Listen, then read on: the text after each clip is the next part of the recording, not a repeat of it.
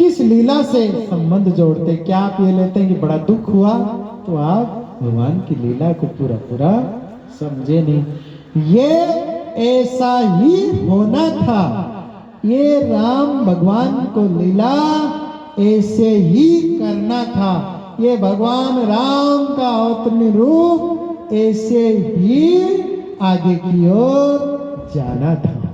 माध्यम परमात्मा किसी को भी बनाए, जैसे अगर कोई ऐसा दुर्गुणी होता है और वो इतना मगन हो जाता है तो जाको प्रभु दुख दारुण दे ताकि मति पहले ही हर ले।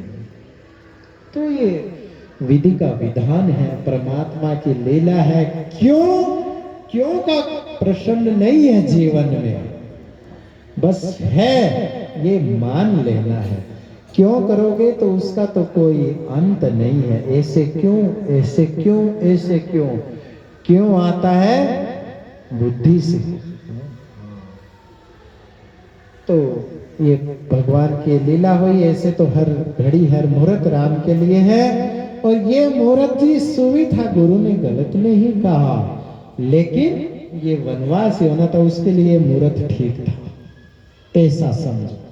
राम की लीला से ऐसा समझो कि अब वन की लीला, वन गमन करने के लिए आगे के जो काम बाकी हैं, क्योंकि बहुत सारे काम है। उसी में एक नारद जी का श्राप है कि भाई आपकी भी ऐसे ही बंदर सहायता करेंगे, मेरा बंदर का मुख बना दिया आपने, हाँ तो ये बंदर काम आएंगे, मैं ऐसा श्राप देता हूँ। तो वो भी काम में लेना, वो जब कैसे काम में, जब तक वो मिलेंगे ही नहीं सुग्रीव को संयुक्त पर्वत पे जाके तो कैसे होगा।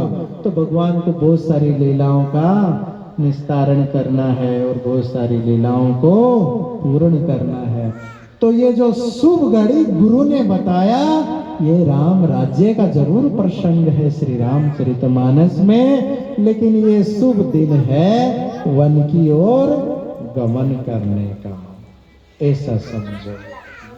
नहीं तो एक बात बताओ, क्या भगवान को, एक रावण को, एक लंका को करने, इतना बड़ा पुल बनाना, फिर सेना को भेजना, फिर तीर पे तीर छोड़ना, भगवान परमात्मा राम एक को वध करने के लिए ऐसा नहीं।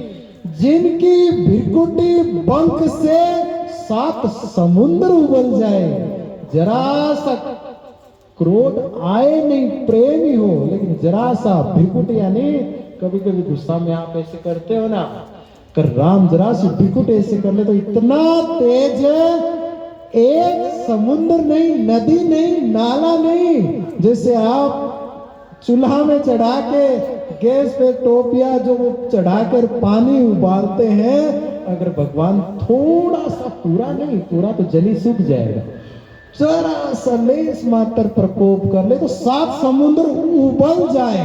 उबलने का मतलब समझते हो क्या? उन परमात्मा को एक तीर छोड़ने की दरकार है? क्या ऐसा लगता है आपको? तो इस भांति परमात्मा की लीला का श्रवण करना होगा। भगवान का जो अवतार है वो हमारे जीवन में है, हम वो जीवन राममय जिए, संसार की ज्यादा फिक्र नहीं करे, दुख झंझट की ज्यादा परवाह नहीं करे। ये तो संसार है, रहेगा ही, होएगा ही, ज्यादा संतोषजनक जीवन जिए। प्राप्त करना, बढ़ना बहुत अच्छी बात है, लेकिन चिंता मुक्त होके राम को अग्रसर करके हर कार्य में बढ़े। आप अग्रसर हो, आप धन मालिया बंगला बनाओ, जो करना करो, बड़ी सुंदर, कोई गलत बात नहीं है, लेकिन दुखी होके, परेशान होके और पूरे अपने जीवन को दुखमय करके राम को भूल के नहीं, राम को अग्रसर करके कार्य करो। आपका लक्ष्य राम होना चाहिए। और आप कितना भी धन इकट्ठा करो, कोई मनाही नहीं है, धन का उपयोग करो, सदुपयोग करो, नए वस्त्र पहनो, नई भूमि, नए वाहन, नए बंगले खरीदो, कोई पाप नहीं है, लेकिन आप राम को अग्रसर करके करो। आपका घर में रहना, गाड़ी में रहना, बंगलों में रहना, नए कपड़ों में रहना पाप नहीं है, इन सबको हृदय में रखना पाप है। हृदय में श्री राम को रखो, कोई पाप नहीं है, जीवन का सदुपयोग करो खूब। परमात्मा ने सुंदर जीवन जिया है, संसार बनाया, हर एक फूल हर एक पत्ती परमात्मा का धन्यवाद करती है, परमात्मा की स्तुति करती है। हर एक पेड़ पौधे, हर एक जीव पंछी चिड़िया परमात्मा का धन्यवाद करता है, गीत गायन करता है। हम क्यों दुखी हैं? कोई परमात्मा को, मनुष्य को छोड़ के कोई जीव कल की फिक्र नहीं करता, सिर्फ मनुष्य को छोड़ के। अब बताओ, पशु पशु है या मनुष्य है? हाँ, भाषा तो चेंज करनी चाहिए। पशु आज हाँ, चेतना की बात करें तो मनुष्य योनि अति दुर्लभ। क्यों? क्योंकि इसी में वो चेतना का गुण है जो ये जान सके कि मैं कौन हूं, कहां से आया हूं, मेरा कर्तव्य क्या है, मुझे करना क्या। ये इस मनुष्य, लेकिन चेतना को जगाओ। सारा जीवन तो धन पकड़ में चला गया, क्या करें, क्या इकट्ठा हो, कौन सी पूजा के लिए, कौन से धन के लिए कौन सा मंत्र, कौन सी उसके लिए कौन सा मंत्र जाप करें, कौन सा विपत्ता के लिए कौन सा पाठ करें। सारा जीवन तो ये लाभ हेतु ही चलता रहा, सारा जीवन निकल गया। कहाँ चेतना का काम? चेतना का मतलब तो हम चेत जाएं, चेतना का मतलब है हम जाग जाएं, चेतना का मतलब है हम सारी प्रकृति की जो लीला है और जो ये परमात्मा की लीला है, इसको होश पुराण दृष्टा बन के देखते रहे, इसमें सम्मिलित नहीं हो, जो हो रहा है होते रहे। ऐसा भगवान का जीवन। तो ऐसा नहीं, परमात्मा की जो छोटी सी लीला है, वन में गए 14 वर्ष, ये कोई परमात्मा के लिए नहीं। हाँ, हमें जीना है ये जीवन, हमें वन क्या है देखना है, हमें घर से हृदय में निकाल के देखना है, परमात्मा को बैठा के देखना है, राम में जीवन समर्पित करके देखना है, देखना है हमें राम के लिए, परमात्मा के लिए कोई लीला ऐसा नहीं, ये परमात्मा की अपनी। क्या छोटे से चीजों के लिए परमात्मा को ये ऐसा इतना बड़ा आयोजन करना पड़ेगा? ऐसा नहीं है। तो आगे भगवान की वनवास की लीला है, और वनवास की लीला में सबसे मुख्य प्रसंग आता है केवट का और गुहे का। ये दो पात्र ऐसे हैं भगवान के वनवास की लीला में कि इनका पात्र श्रवण करने और अपने जीवन में उतारने योग्य है। कभी आपको प्रसंग सुनना हो तो आप वो संवाद श्री लक्ष्मण गीता और आप केवट प्रसंग सुने, और उसको सुने नहीं, गायन नहीं करें, उनको हृदय में धारण करें। आपको पता चलेगा कि आप जिस परमात्मा को दिव्य दृष्टि से देखते हैं ना, कि कोई फूल माला लाएगा, परमात्मा उसी को अपनाएगा, कोई छत्र चढ़ाएगा, परमात्मा उसी को अपनाएगा, कोई मोटा मोटा मिठाई का डब्बा खरीद के लाएगा, परमात्मा उसी को अपनाएगा। ये सब भ्रांतियां दूर हो जाएगी। ऐसा नहीं है। परमात्मा सिर्फ हृदय देखते हैं, परमात्मा सिर्फ मन देखते हैं। आप क्या सोचते हो, परमात्मा का भोग जब हम लगाते हैं, नहीं, जिस भाव हेतु जब हम परमात्मा के लिए थाल और कटोरी सजाते हैं, उसी समय परमात्मा को वो जो भोग लगने का जो है वो तो लग ही जाता है। अब तो भाव बचता है सिर्फ सामने रखने का, ऐसा। लेकिन हम जो प्रारंभ में बात किए थे, हमें पता है कि हमारे मंदिर में भगवान मूर्ति में बैठे हैं, तो मूर्ति कैसे खाएगी? तो हम लोग थाल उठा लेते हैं बड़े के बड़े वापिस। एक बात अपने अपने अपने बुद्धि से याद करके बताओ, जब हर एक व्यक्ति, क्योंकि सब धर्माचरण है, सब आस्तिक है, सब धर्मपरायण है, सब भगवान के भोग में, सब व्यक्ति परमात्मा का भोग तो लगाया ही होगा। आप जब भी भोग लगाए, आपको ये स्मरण है ना कि भगवान नहीं खाते हैं, थाली तो वापिस बरी का बरी उठाएंगे। ये स्मरण ही हटाना है, ये भूल ही जाना है कि ये लीला होती है कि भगवान ने तो थाली रखने की होती है, बस भाव से खा लिए हो गया, थाली तो भरी रहेगी। ये तब होता है जब हम भगवान को वैसे न देख के, भगवान है ये भाव तो है हमारा, लेकिन हम मूर्त रूप में ही देखते हैं। नहीं, कर्मा अगर ऐसा करती तो भगवान कभी खिचड़ा नहीं खाते। मीरा अगर ऐसे दूध पिलाती रखती भगवान के सामने तो कभी वो दूध मदन मुरारी जो गिरधर है वो ग्रहण नहीं करते, कभी नहीं। और अन्य अन्य ने जो सूरदास ने जो एक माप ने जो भोग लगाया वो अगर मूर्त रूप में नहीं, वो भान ही नहीं रहे। तो हमारे पास ज्यादा समय नहीं है, समय थोड़ा तो जा रहा, आगे भजन कीर्तन का भी फिर सब गायक लोग बैठे हैं। हम चलते हैं अरण्य कांड में। अरण्य कांड का श्लोक श्रवण करते हैं। राम श्री राम। राजेश जी ठंडी लग रही है क्या? गोईठा वोईठा जलाएं, अग्नि प्रज्वलित करें ना? यहाँ तो होगा भी नहीं, उसके लिए तो फिर उठना पड़ेगा। श्री राम रामाय नमः, राम भद्राय नमः, रामचंद्राय नमः। मूलं धरं तरोर्विवेक जलदे पूर्णेन्दुमानन्ददं वैराग्याम्बुजभास्करं हे गगनध्वान्तापहं ताप मोहाम्बोधरपूगपाटन विदो स्वसंभव शंकर दे। राम पढ़ो।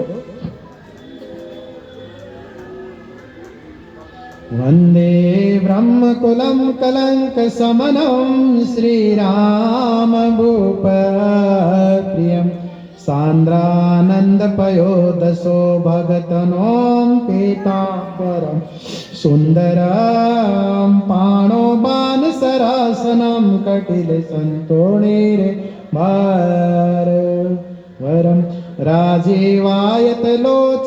दीर्घजटाजुटेन संशोभितं सीतालक्ष्मणसंयुगतं पतिगतं रामाभिरामं भजे। क्या है भगवान शिव क्या कहते हैं? उमा राम गुण गूढ़ पंडित मुनि पावई बिरती, पावई मोह विमूढ़ जे हरि विमुख न धर्म रति।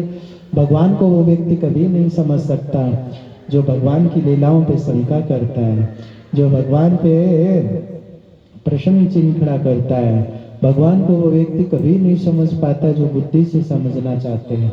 भगवान को वो जीव कभी नहीं समझ पाता है जो अपने स्वार्थ के लिए भगवान को समझने की कोशिश करता है। कोई कल्याण हेतु परमात्मा में लगता है, परमात्मा उसी को ही समझ में आते हैं, उसी पे ही कृपा करते हैं। उसी को ही संत कहते हैं, संत हृदय नवनीत पुनीता, क्योंकि संत सब कल्याण के लिए करते हैं। अगर संत का जीवन ऐसा हो कि हमारे उपकार, हमारे परोपकार, हमारे कल्याण के लिए हम भजन करें तो कभी राम का कृपा नहीं हो सकता, और राम का कृपा नहीं होता तो सारा जीवन व्यर्थ है। यही मनुष्य का धर्म है कि हम परमात्मा का भजन पूजन आदि जो भी परमात्मा ईश्वर का है वो क्या है ना कि अपने स्वार्थ हेतु या लाभ हेतु वो समझ के नहीं करे। परमात्मा में एक दिन जाना है, हम कहीं से आए हैं और वापिस हमें विदा हो जाना है। इस सत्यता को जानते हुए इस धारणा से भगवान को पूजन याचन करें तो हमें परमात्मा की कृपा होगी। और जहाँ पे राम की कृपा हुई तहाँ पे सबको फिर कृपा जिसको बोलते हैं ना धरा धरा नहीं शुरू हो जाती है। भरत जी का बड़ा इस लीला में, इस रामचरितमानस में प्रसंग है। उसी के ही नीचे ये है, पुर नर भरत प्रीति में गाई, मति अनुरूप अनूप सुआये। तो सुनऊ अति पावन करत जे बन सुर नर मुनि, एक बार चुनि कुसुम सुहाए, निज कर भूषण राम बनाए। तई पहिराए प्रभु सादर, बैठे फटिक सीला, सुंदर रघुपति सुत धर, बायस बेसा चट चाहत, जिमि पिपल का सागर था।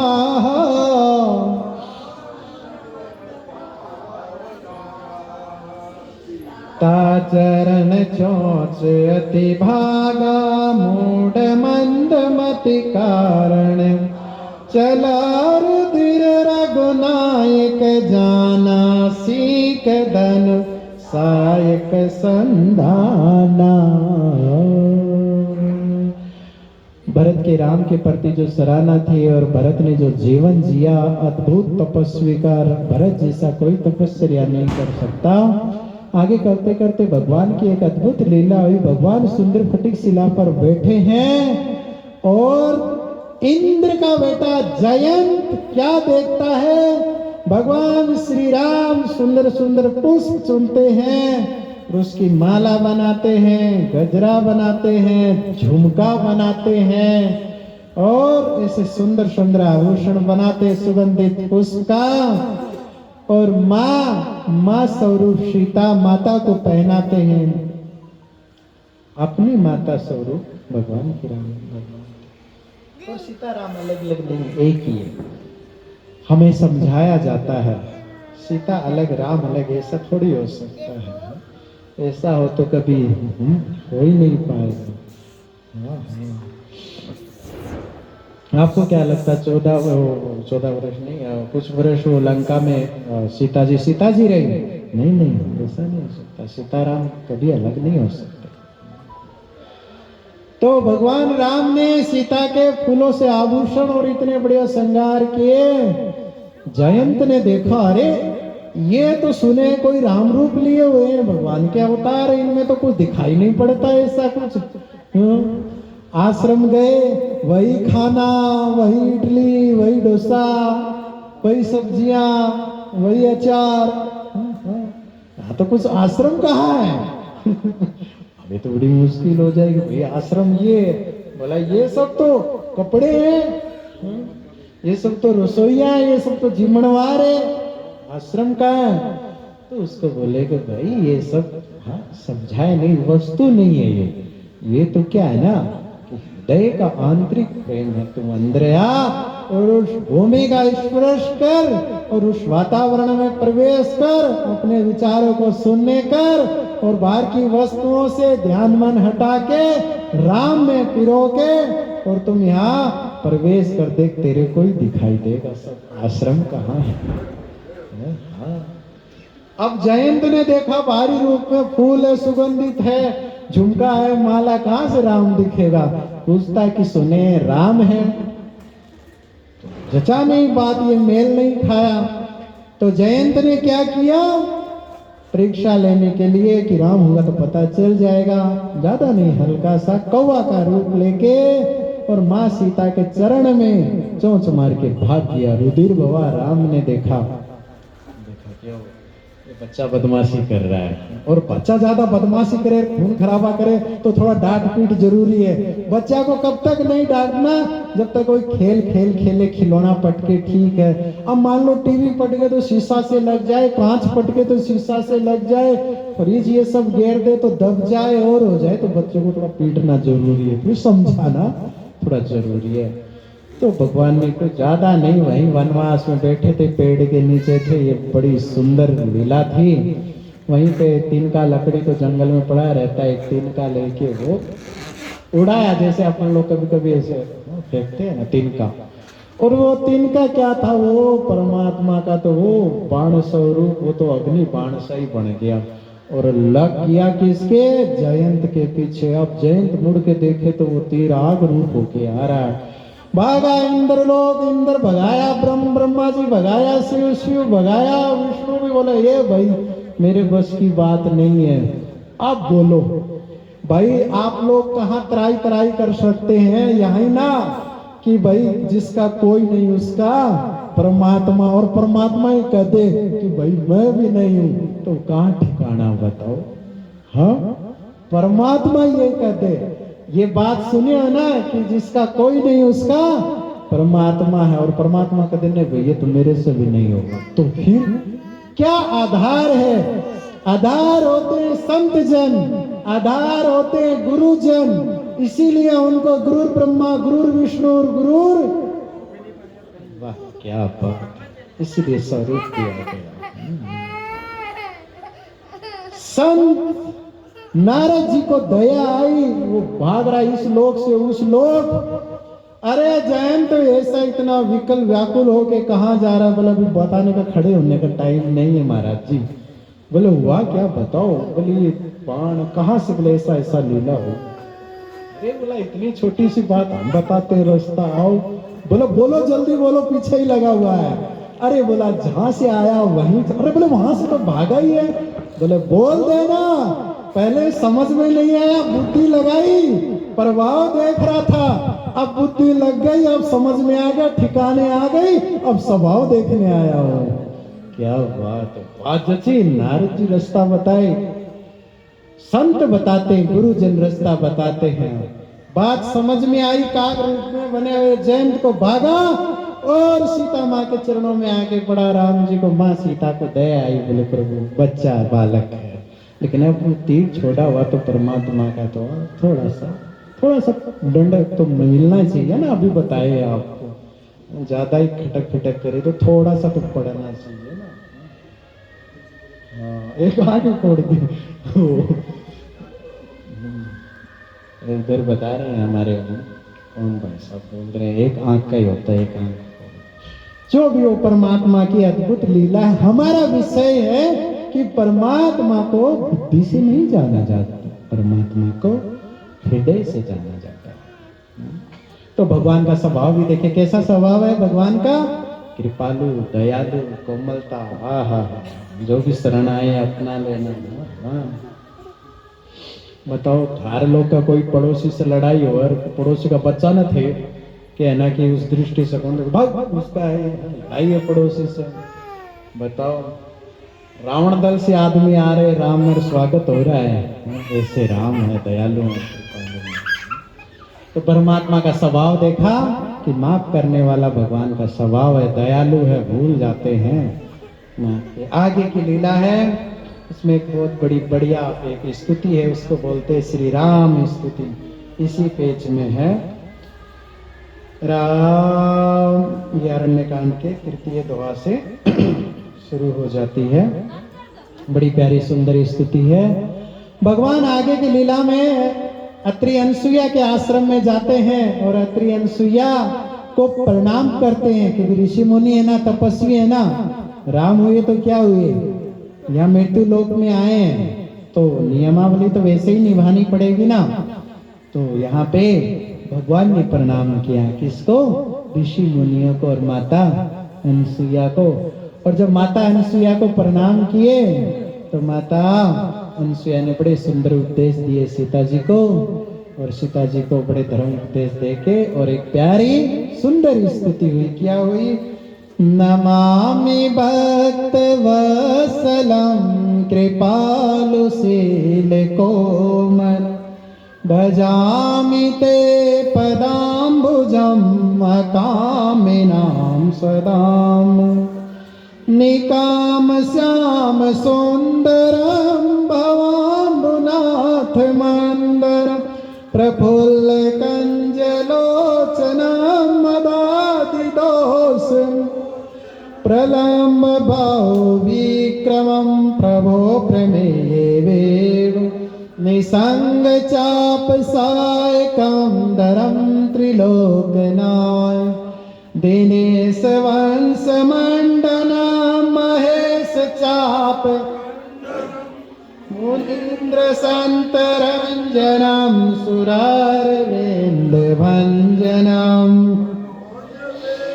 वंदितम आजाद देव सेवितम विशुद्ध बोध विग्रहम समस्त दूषणाम नमामीन्द्रापतिं सुखाकरं सतां गतिं भजे सशक्ति सानुजं सतीप्रियानुजं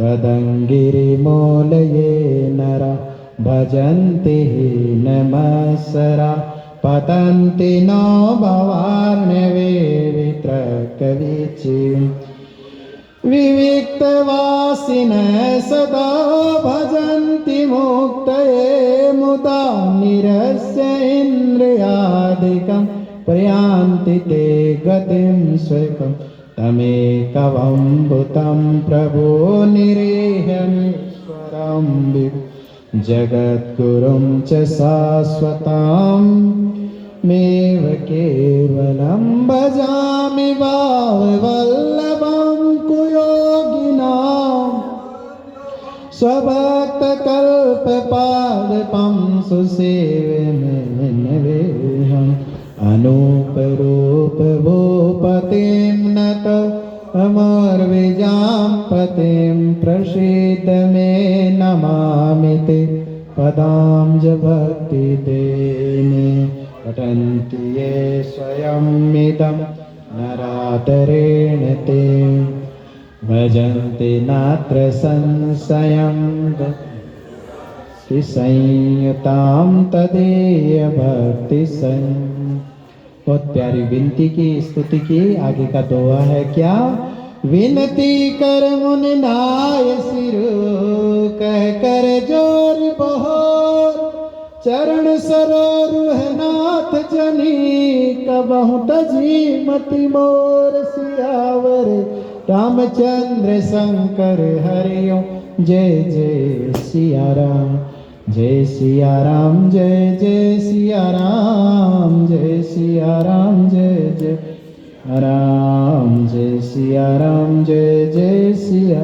हम चतुर सोपान में प्रवेश करेंगे और श्लोक का स्मरण करेंगे भगवान श्री राम लोक का ध्यान करते हुए। इसमें भगवान की बहुत सुंदर लीला हुई जिसको बोलते हैं किष्किंधा कांड।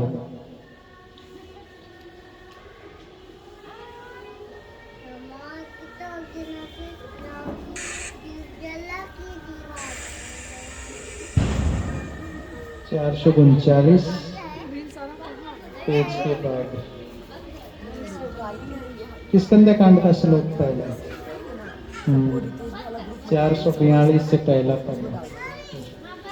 श्री परमात्मने नमः कुंदेन्दुवर सुंदरावती वलो विज्ञान दामामु सौभाग्यो वरवन्दिनो श्रुतिदग्नो गोवे प्रविन्द प्रियो माया मानसरूपिण रघुवरो सधर्मवर्मोहितो श्रीतान्वेषणतत्परो पथिगतो भक्तिप्रदो तो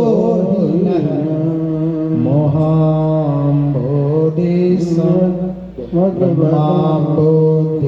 समद्भुवं कलिमल प्रदर्शनं चाव्यं श्रीमद्मुखेन्द्र सुन्दर वरे संशोभितं सर्वदा संसारामय भेषजं सुखकरं श्रीजानकी जीवनं धन्यास्ते कृतनः पिबन्ति सततं श्रीराम नामामृतम्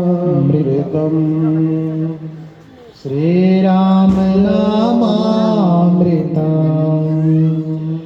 श्री राम ही नाम ही अमृत तुल्य है, वही पान करने योग्य है। और ये रस जिसके पास है वो सदा श्री रघुपति के दास है, वो श्री रघुपति के पास है। जैसे श्री हनुमान जी महाराज की पंक्ति आता है, तुलसीदास जी महाराज कहते हैं हनुमान चालीसा में, राम रसायन तुमरे पासा सदा रहो। तो आप भी इसी भगवान राम का हर कार्य में हर समय स्मरण करते रहेंगे तो भगवान के सन्निकट सानिध्य प्राप्त हो जाएगा। धीरे धीरे आपको अनुभव होने लग जाएगा क्या कि भगवान हमेशा हमारे साथ चल रहे हैं। कभी ये भान नहीं आएगा कि परमात्मा को पुकारे, अरे बोले पुकारे कहाँ, वो तो साथ ही है, हमारे ही साथ है, पुकारना कहाँ है। पुकारा तो तब जाता जब दूर है, दूर महसूस होता है, दूर भास होता है, दूर प्रतीत होता है, पुकारा जाता है। जब हृदय में ही है तो बस अंदर डुबकी लगाना। और शुरू में कठिन लगता है, माता प्रसाद करेंगे आप, हो जाएगा। राम श्री रामचरितमानस का पंचम सोपान है सुंदरकांड। बड़ी अद्भुत लीला श्री हनुमान जी महाराज का इसमें रूप समाहित किया गया है। आप लोग सब सुंदरकांड करते हैं, सबको ये स्मरण है। आप लोग सब जोर से एक साथ बोलो, बोलो बालाजी महाराज की। और ये श्लोक भी बोलो, पंचम सोपान निकाल लिए।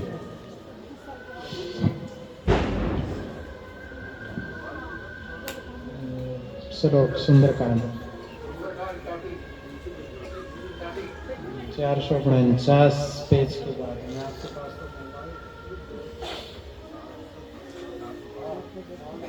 राम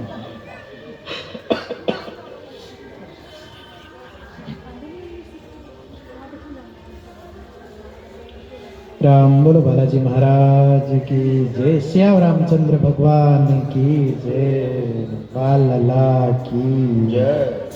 शांतं शाश्वतं प्रमेयम् अनघं निर्वाण शांति प्रदं ब्रह्मा समुपनीन्द्र सेव्य मनीषं वेदांत विद्यां रामाख्यं जगदीश्वरं सुरगुरुं मायामनुष्यां हरिं वन्देऽहं करुणाकरं रघुवरं भूपालचूडामणिं नान्यास्पृता रघुपते स्मदीये सत्यं वदामि च भवान्तरात्मा भक्तिं प्रयक्षरघुपुङ्गव निर्भरामे कामानि दोषरहितं गुरु मां अतुलितबलधामं हेमसेनापदेहं धनुजवन कृशाणं जानिनामग्रगण्यं सकलनिदानं वानराणामधीशं रघुपतिप्रियभक्तां वातजातं नमामि, वातजातं नमामि। राम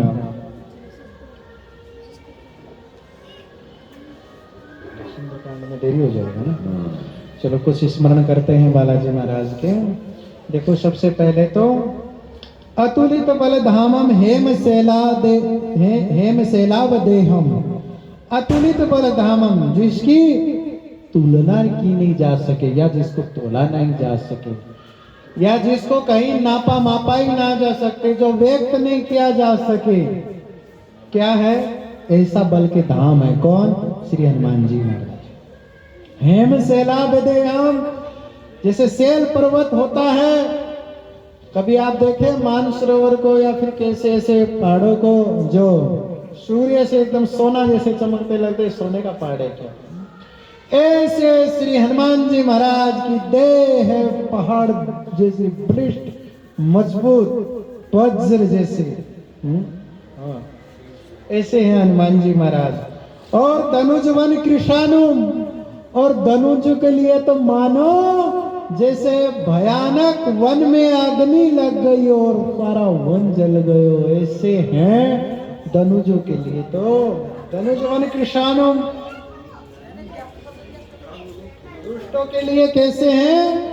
जैसे दुष्ट का एक जंगल है और उसमें हनुमान जी रूपी उस जंगल में, उस सूखे वन में चिंगारी पड़ जाए और वो वन धधकने लग जाए, ऐसे हनुमान जी दुष्टों का तो संहार कर देते हैं। आप लोग भजन गाते हैं ना, बानर पाकोरे, है ना, और श्री राम सुरदास जी महाराज का गाया हुआ, पी गयो हाकोरे बानर पाकोरे, लंका नगरी में मच गयो हाकोरे बानर पाकोरे। तो उसमें वैसे संहार करते हैं। त्याग तपस्वी संत श्री राम सुरदास जी महाराज का बड़े गाते तो बहुत। हेम से नाभे हम, और ऐसे ज्ञानी नाम गर्गण्यम, कभी ऐसा हो कि नहीं भाई जो ज्ञानी है गुणी है उनकी जरा लिस्ट बनाओ, तो हनुमान जी महाराज सबसे प्रथम लिखे जाएंगे ज्ञानी नामा अग्रगण्य। या ऐसा कहो कि लीला के माध्यम से जहाँ बुद्धि का उपयोग होना होता है, जहाँ ज्ञान का उपयोग होना होता है, वह हनुमान जी महाराज सकुशल ज्ञान का और बुद्धि का प्रयोग करके निकल जाते हैं। बताओ, जस जस सुरसा बदन बढ़ावा, तासु दून कपि रूप दिखावा, सच जो जन तेहि आनन कीन्या, और अति लघु रूप पवन सुत लेना। माता है, संहार किया नहीं जा सकता, मारा नहीं जा सकता, थोड़ा देते बर का हुआ तो मुका गुस्सा मार तो देगे लंकनी के जैसे। तो क्या कि क्या नियम था कि यहाँ से जो भी जीव जाते हो पहले मेरे पेट में आते हैं, बात सीधी, हम और कुछ नहीं जानते। बोले माता यही बात है ना, तेरे पेट में जाते हैं, तो इससे आगे, बोले इससे आगे कुछ नहीं, पेट में जाके आ गया। माता ने भी देखा बड़े चतुर हैं, बड़े बुद्धिमान हैं, ऐसे बालक की तो बड़ी आवश्यकता, जल्दी जाओ बेटा, जो काम काज से जा रहे हो पूर्ण होगा, ऐसे माता ने। बताओ, हनुमान जी महाराज कहीं कहीं ऐसा प्रयोग कर देते हैं बुद्धि का। बताओ, अपना आग लाग जाओ, आफत मान लो जीव भी आपने तो कोई यहाँ बात है। हनुमान जी के पूछ में आग लगाई तो बोलो लंका जला दी हनुमान जी ने, पूछ बुझाई। और बहुत जगह अब भगवान राम ने वो क्या मुद्रिका दे दी हनुमान जी को, जिससे प्रमाण हो कि सीता माता को ऐसा नहीं हो रावण की कुछ चालाकी है। मुद्रिका मेली मुख माई, ऐसे मेल के जाए उड़ान भरे गिर जाए, इतना हवा का मारे गए, वेग का मारे गए, तो मुख में ये बुद्धि का प्रयोग। और कई जगह हनुमान जी महाराज ने बुद्धि का, तो ऐसे समझ लो कि ज्ञानी नाम जहाँ बुद्धि का या ज्ञान का होता है वहाँ हनुमान जी की लीला मुख्यतः स्मरण करने योग्य है। वानराणाम अधीशम, और वानरों में वानर के राजा है, वानराणाम अधीश, देश यानी राजा। रघुपति प्रिय भक्तम वात जातम नमामि, और श्री रघुनायक के बड़े प्रिय प्यारे भक्त हैं, और ऐसे भक्त हनुमान जी महाराज को हम प्रणाम करते हैं। बोलो बालाजी महाराज की जय। ये सुंदर कांड है, इसमें सारी सुंदर सुंदर लीलाएं हुई। सीता जी का पता, आप पहले लीला सुने, कोई वो माध्यम नहीं है, हमारी लीला के हिसाब से सब कार्य इसमें सुंदर सुंदर वर्ष हुए, सुंदर कांड। आप नित्य मंगल शनि करते हैं या अन्य विशेष उत्सवों पे करते हैं, ऐसा समय का ऐसा है। तो हम लंका कांड के श्लोक में चलते हैं, लंका कांड का श्लोक का श्रवण करते हैं या गायन करते हैं। बोले श्री रामचंद्र भगवान की, श्री राम जी महाराज की, राम भगवान की, बोलो राम लला की हाँ जे बोलो तुम ठंड कम लगेगी, हमें पता है ठंड बढ़ गई है। मोटा छोटा पैर किया है, ये तो शरीर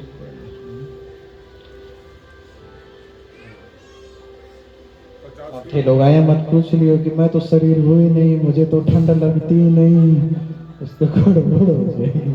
शरीर को लगती है।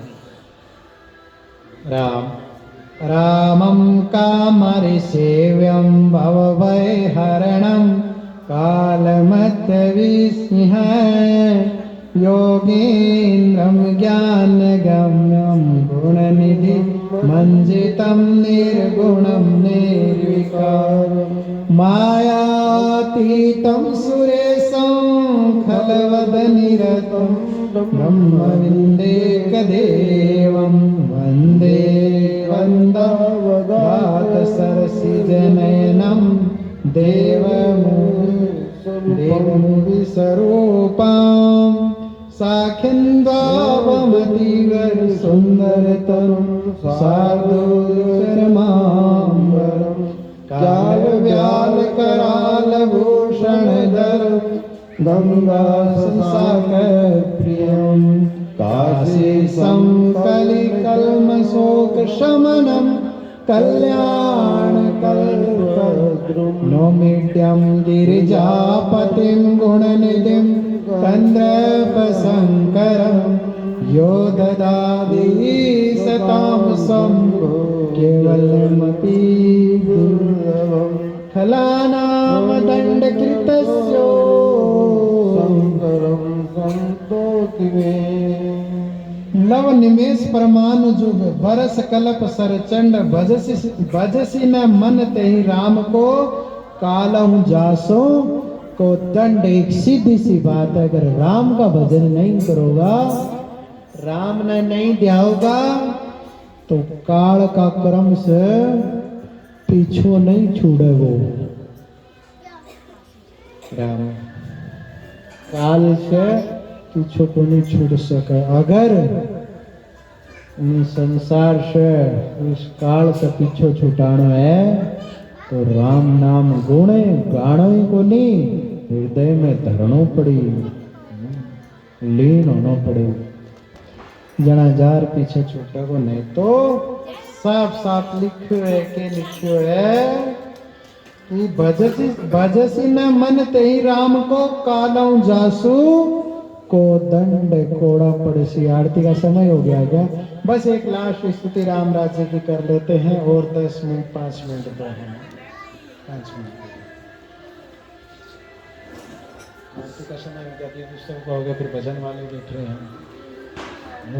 और ये लोग भी सोच रहे हैं कि कब ये छोड़े बाबा, तो थोड़ा सा लोग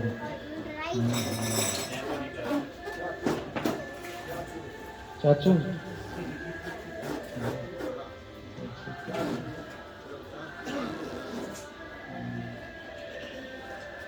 तो ऐसी भगवान की सुंदर लीला हुई अयोध्या में। लंका में भगवान ने अनेक राक्षसों का वध किया और राक्षस और कोई नहीं जो आज भी हमारे बीच है, हमारे से निकट है, कभी कभी हम उनके साथ हो जाते हैं, वही ये दुर्गुणों को मारने की बात है। अन्यथा भगवान का कुछ तुच्छ जीव को मारने के लिए इतना बड़ा आयोजन प्रपंच नहीं करना पड़ता। लेकिन भगवान तो ये लीला के माध्यम से समझाना चाहते हैं क्या कि आपके अंदर जो शत्रु है उन शत्रुओं का संहार करो, उन पे विजय पाओ, वही आपका ऋण विजय है, वही आपका असुरों का संहार है। भगवान की अति प्यारी लीला होते होते भगवान ने 14 वर्ष का वनवास पूरा किया। बहुत कुछ कहने का इसमें बढ़िया बढ़िया प्रसंग था, लेकिन हम एक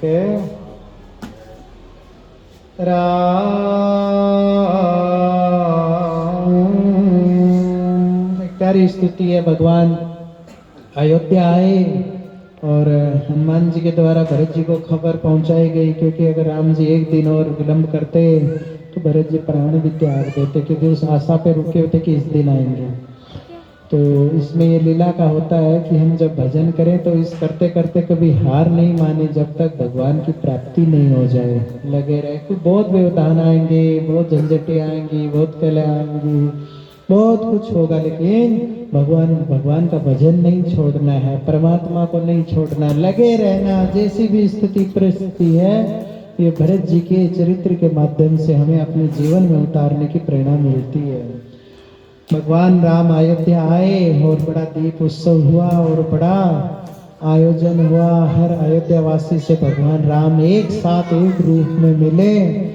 भगवान राम का राज्याभिषेक हुआ और राम का स्थापना उस सिंहासन पे हुआ जिन पे कई वर्षों से अयोध्या वासियों की आस थी, जो निगाह, जो नजरें, जो आंखें, जो दृष्टि टिकी हुई थी, आज अयोध्या वासियों की वो अभिलाषा पूर्ण भई। जैसे आप लोग की और जो पीढ़ी चली गई उनकी एक अभिलाषा थी कि अयोध्या में राम मंदिर बने, और वो राम मंदिर का आज सौपन जो है वो रामलला का स्थापना और वो मंदिर का भव्य निर्माण अभी जारी है, लेकिन बालाजी विराजमान हो गए, उसका आज पूर्ण हुआ। ऐसे भगवान भी उस राज सिंहासन पर बैठे, जय जयकार हुई, स्तुति हुई। उसमें एक स्तुति हम लोग भी कर लेते हैं, कौन सी? जब सब स्तुति करके सब भगवान जब राजा बनते हैं तो उत्सव होता है, कुछ दिया जाता है, सबने सब लिया। भगवान शंकर आए अंतिम में और भगवान राम की स्तुति की एक प्यारी उत्तरकांड में। राम राम राम राम राम राम राम श्री राम जय राम श्री राम जय जय राम श्री राम जय राम श्री राम जय राम श्री राम जय जय राम श्री राम जय जय श्री राम जय जय राम श्री राम जय जय श्री राम जय जय राम श्री राम जय जय श्री राम जय जय राम श्री राम जय जय राम। पेज नंबर 595 और दोहा नंबर उत्तरकांड का 13 नंबर दोहा उत्तरकांड का, उसके नीचे इसमें यह दर्शाया गया कि अगर भगवान के समक्ष हो तो क्या लेना चाहिए, लेने योग्य चीज क्या है। एक और स्तुति करके हम भगवान की आरती की ओर, मंदिर की ओर जाएंगे, आरती करेंगे। कुछ लोग अंदर हो जाएंगे, जगह छोटी है, कुछ बाहर खड़े रहेंगे मेरे जैसे। बोलो राम भगवान की। शुरू करें। जय राम रमा रमणम समनम भवताप भयाकुल पाई अवदेश सुरेश रमेश भी शरणागत मांगत पाई दस शीस विनाशन बीस भुजा कृत दूरी महामयी भूरि रुज रजनी चरविंद पतंग सर पावक तेज प्रचंड महिमंडल मंडन चारुतर धृत सायक चापन मद मोह महाममता रजनी तम पुंज दिवाकर तेज ओ मन जात की रात निपात किए मृग लोग कुभोग नहीं अतिनाथ अनाथ निपाई विषया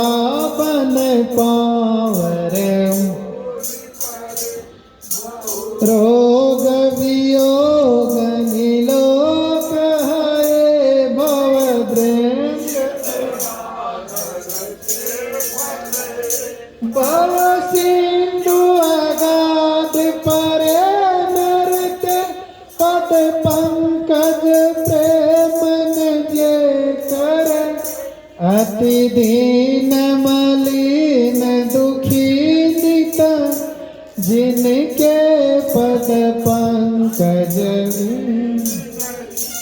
अवलंब कथा, जिनके प्रिय संत अनंत सदा, नहीं रागन लोभन मान मन, इनके समवे भवभावित, नहीं ते तब सेवक होत, मुनि त्यागत जोग, करी प्रेम निरंतर नेम लिए, पद पंक सेवत सोदहिए, सममानी आदर आदर ही, सब संत सुखी विचरम, मुनि मानस पंकज बिंग, रघुवीर महारन धीर, तव नाम जपामि नमामि हर, भव रोग महागद, गुणशील कृपा परमायतनम, प्रणमामि श्री रमणम रघुनंदनि, कंदय दंद गणम, पाल त्रिलोकय दीन जनम। इतनी प्यारी हृदय भावे स्तुति भगवान शिव शंकर ने अवध नरेश की राजा के समक्ष जब बने, उनके समक्ष खड़े होके, और ये भगवान के राम के प्रति जो कहे गए उद्गार, ये भाव हैं शिव के, ये स्तुति में भगवान ने पिरोए और ये स्तुति करते। अंतिम में ये तो हुई भगवान की स्तुति। भगवान ने कहा बाबा चाहिए क्या ये बता। बोला हाँ कुछ तो चाहिए। बोले क्या? बोला देंगे। बोले एक बार नहीं। अरे बोला देंगे तो फिर हम बार बार मांग लेंगे। लेकिन बाबा मांगते क्या है? श्रवण करने योग्य है, मनन करने योग्य है, चिंतन करने योग्य है। क्या मांगते हैं? बार बार बर मांगूं हर सी देऊं श्री राम। देने की बात है तो फिर बार बार दो। और इतना खुश हो के आज दे रहे हो तो दे ही दो। क्या? पद सरोज अन पायनी भगति सदा सतसंग। पद सरोज अन पायनी भगति सदा सतसंग। ध्यान रखना प्यारे भक्तों विप्रभ्यो, कौन मांग रहा है भक्ति सदा सत्संग? कौन मांग रहा है? शिव जी। कौन वाले शिव जी? ला गई समाधि अखंड अपर। जिनकी समाधि एक बार लग जाए तो कौन से युग में टूटेगी, कौन से कल्प में, कौन से वर्ष में टूटेगी पता नहीं। वो क्या मांगते हैं? सत्संग। दिखलाते हैं कि संत सत्संग सत्संगत के बिना जीवन अधूरा है, कलह है, जीवन व्यर्थ है। जब तक ये जीवन में इसका पदार्पण नहीं होगा, सत्संग के प्रति सत्यता की ओर जीवन आकर्षण नहीं होगा, तब तक दुख मालूम पड़ेंगे, तब तक मन विचलित रहेगा। मन एक ही जगह शांत हो सकता है। कहाँ? सिर्फ भगवान के सत्संग में, भगवान की वाणी में, भगवान के नाम जप में, भगवान के कीर्तन में। श्री तुलसीदास जी महाराज ने श्री रामचरितमानस में कहा है क्या? कलियुग केवल नाम आधार, सुमरे सुमरे जन उतरहि पारा। केवल केवल भगवान